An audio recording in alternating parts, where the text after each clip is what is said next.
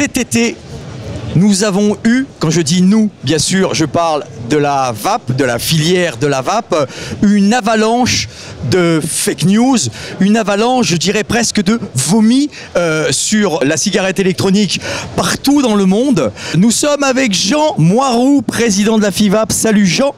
Bonjour Doumé, bonjour à tous. Je sais que ça a été très brutal, que tu as eu du coup un emploi du temps chargé. Comment à la FIVAP vous avez géré, eh bien on va dire quasiment cette crise?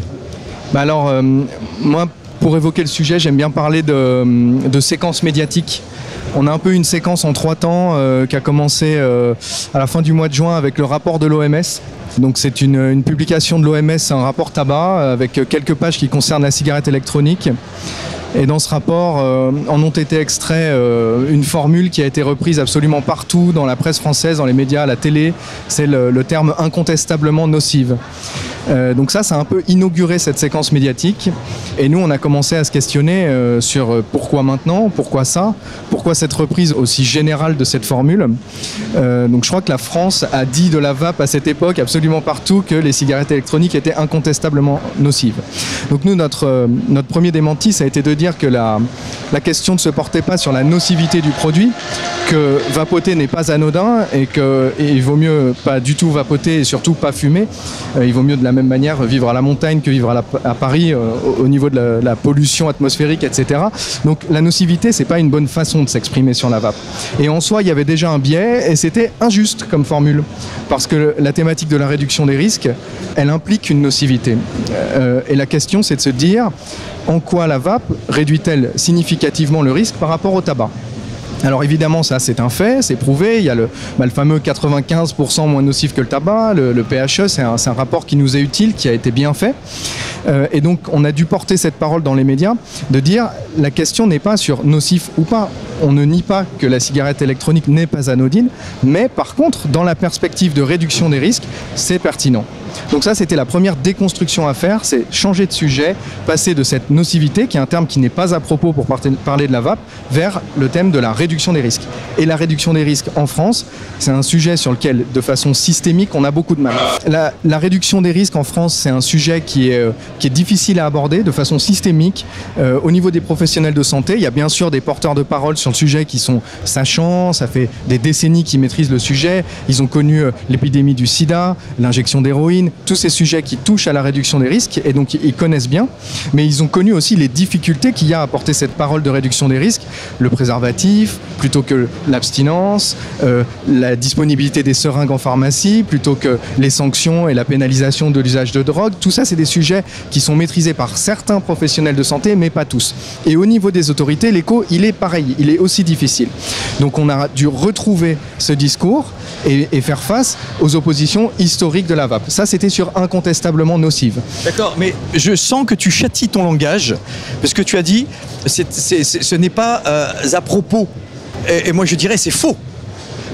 Quand on dit la vape est incontestablement nocif, c'est pas un langage qui n'est pas à propos, je dis que c'est un langage qui est faux. C'est un mensonge. En fait, on respire pas de l'air, on le sait, tout le monde sait qu'on ne respire pas de l'air, mais de dire ça, c'est faux. En fait, ce qui est faux, c'est de le dire, c'est d'évoquer le sujet vape avec cette formule. Et je maintiens ma formule, c'est pas à propos, c'est-à-dire que c'est fortement inadapté.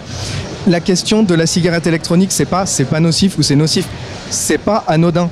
Ça a une forme de nocivité, on ne le nie pas. C'est pas la question. La question, c'est la réduction des risques. Quel niveau de risque est acceptable au regard d'une consommation qui, elle, est destructrice et tue un de ses usagers sur 2. Donc, vraiment, j'insiste là-dessus. Il a fallu recontextualiser le propos et ça n'a pas été évident parce que cette formule, elle était matraquée partout. Et c'est en soi une façon qui est vraiment, qui bouche toutes les possibilités quand on cherche à s'exprimer sur la vape. Et ça a été difficile. On a eu un moment de sidération et après, il a fallu commencer à reconstruire. Et donc là-dessus, on a eu quand même des couvertures presse qui étaient correctives. On a eu, on a pu s'exprimer dans la presse, à la télévision un petit peu. Je t'ai entendu sur les grosses têtes, moi. Alors, les grandes gueules. Les grandes gueules, pas les grosses têtes, les grandes gueules. Les grandes gueules, c'était sur la suite, c'était sur les USA, c'était sur l'Inde. Et donc là, j'y arrive parce que ce rapport de l'OMS, une fois qu'on l'a eu digéré, qu'il est passé un petit peu à l'arrière-plan, et là je parle vraiment de séquence, on a commencé à compter les morts aux USA. On a commencé à compter les morts aux USA et Donald Trump s'est prononcé en faveur d'un flavor ban, donc une interdiction des saveurs dans la vape. Et là, on a quand même eu 2 événements marquants. Alors Donald Trump, c'est quand même, je pense, le personnage le plus puissant du monde qui s'exprime sur le vapotage. Et en soi, c'est pas anodin. C'est la première fois dans nos métiers et je pense que ça fera date et qu'il faut l'entendre. Et puis, compter les morts aux USA, c'est cette polémique sur les cas d'atteinte pulmonaire qui a eu corrélé à la vape, en tout cas dans la couverture médiatique. Et à ça, il a fallu s'y attaquer et c'est toujours en cours. Donc ça, si tu veux, ce qui s'est passé, pour refaire un peu l'histoire de ce qui s'est passé, on a vu apparaître dans la presse française, poussé par beaucoup de dépêches AFP avec des titres alarmistes, le décompte d'un nombre de cas d'une sorte d'épidémie qui serait liée au vapotage, puis le décompte des victimes. Donc ça, l'amalgame, il se fait très vite dans la tête de la population en général en disant le vapotage fait des morts aux États-Unis. C'est très simple, donc il faut s'en méfier. Là, l'AFP y est pour beaucoup. On est d'accord avec ça. Comment vous avez pu répondre? Est-ce que vous avez essayé de répondre à l'AFP? Est-ce que vous avez essayé d'avoir un droit de réponse à l'AFP? Déjà, notre mission dans une communication de crise comme ça, en tant que filière responsable, donc je rappelle qu'on est indépendant du tabac, qu'on défend les produits du vapotage, les boutiques spécialisées, les fabricants d'e-liquide, c'est des sujets de passion, on est tous d'anciens fumeurs, enfin voilà, on sait depuis toutes ces années de quoi on parle. Donc nous, ce qu'on a déjà essayé de faire, c'est un petit peu de sensibiliser les réseaux qu'on avait déjà construits avant. C'est-à-dire que dans des colloques, on va rencontrer des professeurs de santé publique, on va leur apporter de l'information technique sur le vapotage, parce que eux, en leurs conditions de professionnels de santé qui vont diagnostiquer des cancers, qui vont devoir aider les gens, ils ne peuvent pas se couper de cet outil. Donc ils ont besoin de pouvoir y répondre de façon technique. Donc tout ça, ça nous a donné des points d'ancrage pour pouvoir expliquer quelle est la réalité qu'il y a derrière ces produits du vapotage et leur efficacité. Donc ce qu'on a commencé à faire, c'est un peu essayer d'animer ce réseau et avoir des prises de parole expertes et légitimes, parce que nous, on représente aussi des intérêts économiques et notre voix, elle est certes très informée, mais elle a ses limites. Et donc là-dessus, on est vraiment allé à la rencontre des gens et on a essayé d'avoir des articles dans la presse, de pouvoir témoigner, d'expliquer ce qui se passe. Donc sur le problème, déjà, je le dis parce qu'il y a des gens qui nous regardent, ça n'est pas la même chose. On ne parle pas de vapotage avec les cas aux États-Unis. C'est de la consommation de THC, donc c'est pas le même produit. Qu'on mette du THC dans une cigarette électronique, c'est une chose. Donc il y a peut-être une petite promiscuité au niveau de l'outil, mais ça n'est pas le sujet. En France, on vend de la cigarette électronique pour faire arrêter les gens de fumer, et là-bas, c'est de la consommation de THC récréative. Alors, je me pose la question parce que avec toutes ces actions, je me dis une chose, je me dis, est-ce qu'on a été entendu? Mais surtout, ce qui me vient derrière, c'est est-ce qu'on a voulu vraiment nous entendre?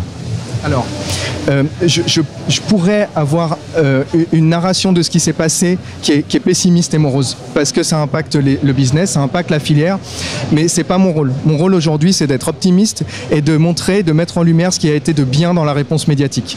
Et ça, je m'attache vraiment à le faire. On a quand même eu 2 déclarations de la ministre qui ont été vraiment en faveur du vapotage et qui, pour le coup, ont été sans phare, sans amalgame et vraiment très distanciés de la situation aux États-Unis. On a eu le directeur de l'ANSES qui s'est exprimé aussi sur le sujet et qui a fait un rappel du contexte réglementaire qui entoure nos produits et qui a été très rassurant. Et pour le coup, c'est tout à fait légitime. Et puis, on a eu le professeur Dotzenberg, le professeur Dubois, Marion Adler, tous les professionnels de la dictologie qui se sont prononcés publiquement et qui ont expliqué clairement que ce qui se passe aux États-Unis, c'est pas pareil que ce qui se passe en France. Et nous, on fait du sevrage tabagique et aux États-Unis, c'est une déviance issue de produits cannabis récréatifs. D'accord. On a eu donc beaucoup de fake news quand même, moi j'appelle ça quand même du fake news. On a eu quand même beaucoup de titres putaclic. Non, il faut dire les choses telles qu'ils sont. Une des réponses, en tout cas de membres de la FIFAP, ça a été de dire, bien sûr, et aussi de notre ministre, ça a été de dire, en France, les liquides sont extrêmement réglementés, les recettes passent dans les mains de l'administration, validées par l'administration, donc on ne peut pas avoir de problème, en tout cas ce n'est pas encore arrivé en France, il y a peu de chances que ça arrive en France, et donc je voulais en venir, voilà, certains membres de la FIVAP ont mis en avant la norme AFNOR. Oui. Quelle est l'importance de la norme AFNOR dans ce cadre-là? Est-ce que la norme AFNOR est là pour rassurer le consommateur? Pourquoi la norme AFNOR est mise en avant comme ça par la FIVAP? Oui. Les travaux de normalisation, ils ont été initiés il y a bientôt 4 ans. Alors c'était une première au monde, hein. C'était la première fois qu'on arrivait à mettre autour de la table à la fois des industriels du secteur, des boutiques spécialisées, et puis les commissions de normalisation, c'est ouvert à tout le monde, donc tout le monde peut venir. La DGCCRF est venue, des représentants du ministère de la Santé sont venus, pour essayer de définir ensemble quelques règles simples qui permettraient de s'assurer de la qualité des produits du vapotage. Et ça, c'est un travail qui est extrêmement conséquent. C'est très très difficile de faire discuter à la fois des acteurs économiques qui sont en concurrence par essence et des parties prenantes qui sont publiques, histoire de s'entendre sur des référentiels de qualité, avec au cœur de la démarche la sécurité du consommateur. Et on a beaucoup travaillé pour mettre en place ces commissions de normalisation. Elles ont fructifié et elles ont débouché sur 3 normes, une norme sur le matériel, une norme sur le e-liquide et une norme sur la mesure des émissions. Alors, ce sont des normes d'application volontaire. Aujourd'hui, en France, il y a 4 professionnels du liquide qui sont certifiés. Voilà, c'est un travail conséquent pour faire ça. Et ça va se déployer dans les années à venir. Mais autour de ça, c'est créateur de beaucoup de bonnes pratiques parce que ça crée une référence dans laquelle beaucoup de fabricants piochent pour mettre en place ces pratiques-là dans leurs entreprises. Donc qu'on soit certifié AFNOR ou pas, ça a un impact et un rayonnement qui est extrêmement positif dans la profession. Et ça montre quand même que la profession est soudée, elle est consciente, elle est éthique, elle a un niveau moral élevé et elle est capable d'être aussi actrice de sa montée en gamme. Donc le fait de le faire, au-delà du contexte réglementaire, c'est très important parce que ça témoigne qu'il y a une filière qui est sérieuse. Alors je l'entends, je le comprends. Une question toute bête, est-ce que ça coûte cher à un fabricant de se faire normaliser AFNOR? Parce que tu es en train de me dire, on est 4 aujourd'hui. Je sais qu'en France, il y a une centaine de fabricants et vous êtes 4, pas des petits acteurs de la vape. Donc je me dis, c'est compliqué, ça coûte cher. Est-ce qu'un fabricant peut facilement se faire normaliser AFNOR? Oui, c'est une norme où il y a 2 coûts en fait. Il y a un coût qui est conséquent en termes d'intensité de travail. Il faut quand même rassembler quelques expertises et mettre à plat la structure et le fonctionnement de son entreprise. Et puis après, il y a un coût qui est beaucoup plus forfaitaire, mais qui correspond à la couverture des audits de certification et qui est corrélé aussi au nombre de produits qu'on va faire certifier. Donc ça, mais par contre, c'est tout à fait envisageable, quelle que soit la taille de l'entreprise. C'est faisable. Et ce qu'on s'est assuré à faire également lorsqu'on écrivait ces normes à l'époque, c'est que ce référentiel soit compatible avec des entreprises de toute taille. L'idée, c'était pas de créer un corpus documentaire qui soit absolument inenvisageable pour une petite entreprise. Nous, on sait que la vape, c'est un métier qui est encore jeune et on veut pouvoir aider les entreprises, quelles qu'elles soient. Donc voilà, cette norme est compatible avec les entreprises, quelle que soit leur taille. Bien sûr, la complexité du travail, heureusement, elle est corrélée avec la taille de l'entreprise. Donc c'est plus difficile pour une grosse entreprise et c'est plus facile pour une petite entreprise. C'est bon à savoir. Mais moi, j'encourage fortement les fabricants français à rentrer dans cette démarche. Ça leur donnera des certitudes quant à l'avenir. Et puis, c'est aussi un témoignage de qualité. Aujourd'hui, c'est la plus haute garantie de qualité qu'on puisse offrir à un client sur le e-liquide dans le monde. Vraiment. D'accord. Alors, j'avais une petite anecdote qui m'a embrouillé le cerveau un petit peu. Je vais faire rejoindre la norme AFNOR avec l'AFP. Ok. Alors, comment faire ça? Je me suis aperçu que l'AFP est à l'initiative d'une norme AFNOR du journalisme pour la déontologie, la transparence et la vérité. Je vais me dire que là, du coup, avec tout ce qu'on sait maintenant sur l'AFP, est-ce que ça va pas porter préjudice à la norme AFNOR? Ah oui, là, mais... Je sais pas exactement, je pense que... Mais tu te rends compte? Ouais, non, mais c'est... L'AFP, ils ont... Non, mais l'agence France Presse, ils ont une responsabilité énorme parce que... Alors bien sûr, il n'y a pas que la vape, mais... dès qu'ils font naître une dépêche, elle a forcément une couverture qui est nationale et une reprise internationale et une reprise qui se fait aujourd'hui, je dirais presque en aveugle par les rédactions, les desks. Ils poussent les dépêches AFP, ça leur fait leur flux d'actualité. Et il n'y a pas de remise en contexte, il n'y a pas d'emprise sur un journalisme d'investigation derrière, etc. C'est extrêmement frustrant. Note bien que tu vas prendre par exemple 2 quotidiens nationaux qui sont des institutions françaises, Le Figaro et Le Monde. Ils ont sorti 2 grands dossiers sur le vapotage qui sont très bien, pour lesquels on a été interrogé, où il y a vraiment une démarche d'investigation et un recul journalistique super.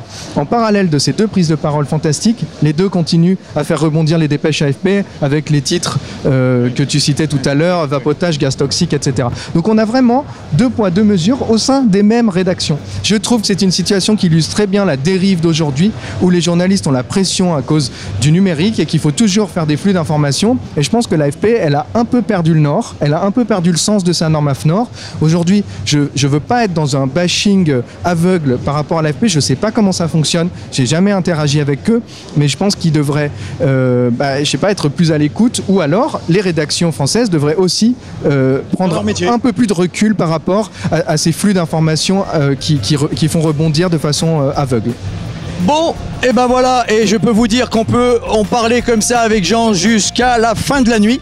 Il y a tellement de choses, voilà, l'Inde qui interdit, enfin voilà, il y a tellement de choses qu'on pourrait dire, mais avec la chaîne de la vape, on va en parler pendant tout le long de ce salon. Merci Jean, on te retrouve donc au sommet de la vape le 14 octobre dans Paris. Oui. Là, voilà, c'est du high level, des scientifiques, des chercheurs, des grandes pointures de la vape. S'il y a des médias qui regardent la chaîne de la vape, et je vous dis, venez, vous allez en apprendre beaucoup et vous risquez d'être surpris. Merci Jean. Merci. Et voilà, je n'ai plus qu'une chose à vous dire, je vous souhaite une bonne vape et surtout, n'oubliez pas de respirer. Salut tout le monde.